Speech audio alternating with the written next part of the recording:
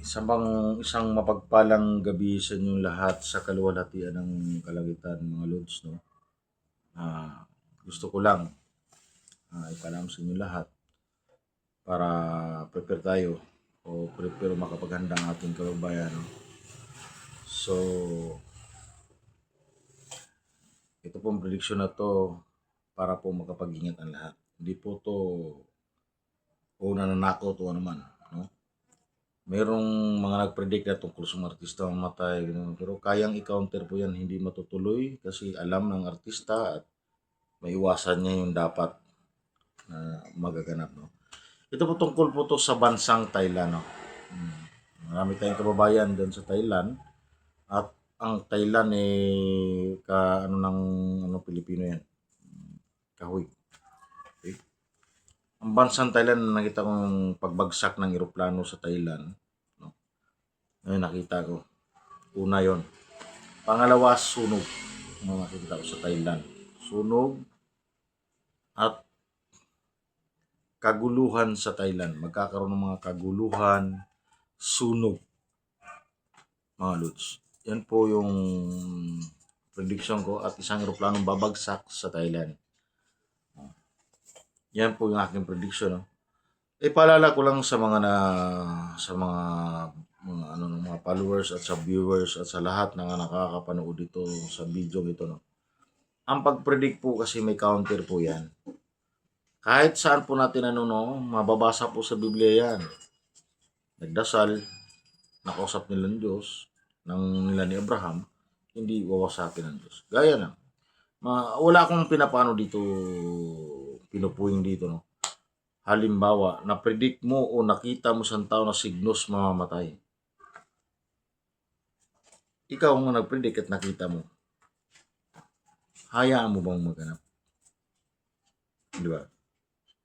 Hindi. May may positive, may negative. So, paano po ma-counter yon yung signos o na-predict nakita mo? So, to kailangan turuan. Kailangan turuan para paano ma-counter ang gaya niya na-predict. Artista daw, mamamatay, ganito, ganyan. Hindi ko lang dito. Kaya so ganito, mamatay, sakit. Ngayon, yung artista na minensyon. So, ikaw ang artista. Kung dinibdib mo yung prediction na yon o ano na yon, mapapaga ka. Mapapaga ang buhay ng tao. No? Kasi kung may negative, may positive nga ika nga. Dapat itong pag-prediction na yun, predict o binisyon man, hanapin dapat doon kung anong dapat gawin. Kaya wala kang makitang option, wala talaga, mamamatay talaga. So isang last chance ang paglapit sa Diyos. Kasi ang Diyos mismo ang nakakaalam sa buhay natin dito sa lupa. Walang nakapagsabi na bukas ano ka na. Yun po yung totoo.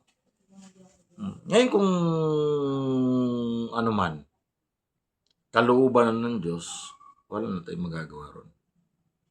Yan po yung mga Lods. No?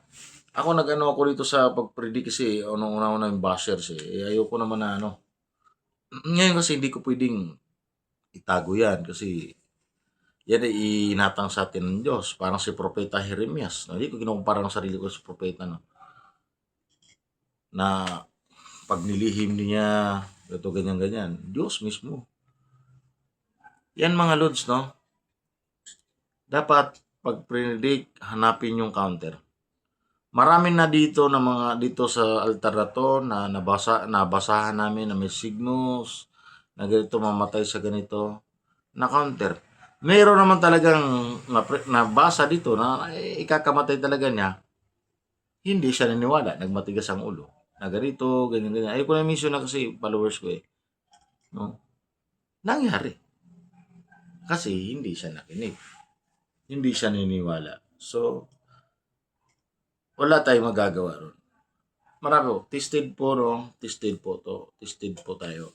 Hindi po tayo yung ayoko magbuhat ng upuan. So mga Lods, sa akin lang concern ko. Kung makikinig, mabuti. Kung hindi, mabuti rin. Yun lang po mga Lods. So Thailand, eroplanong babagsak, kaguluhan, sunog. Yun po. Magandang gabi sa inyo lahat mga kapanalig, no? Sa lahat ng mga nanonood, no? God bless you sa inyo lahat. At sa mga iba pa mga followers, no? Paki-like lang na lang at paki-share sa video ito para makapag-prepare ang ating mga kababayan kung saan man sila naroon man sa bansa na yun, no? Abangan nyo po ang next video nito, next vision, next prediction. Abangan nyo po. Marami po yan. Ngayon ko lang ilalabas kasi naging busy po ako. Kanina po, kaya ayaw ko na ikwento kung saan ka ako galing kanina, no? God bless you po sa lahat. Hallelujah, hallelujah, hallelujah. Shalom, shalom. Yan po mga lods. Hallelujah.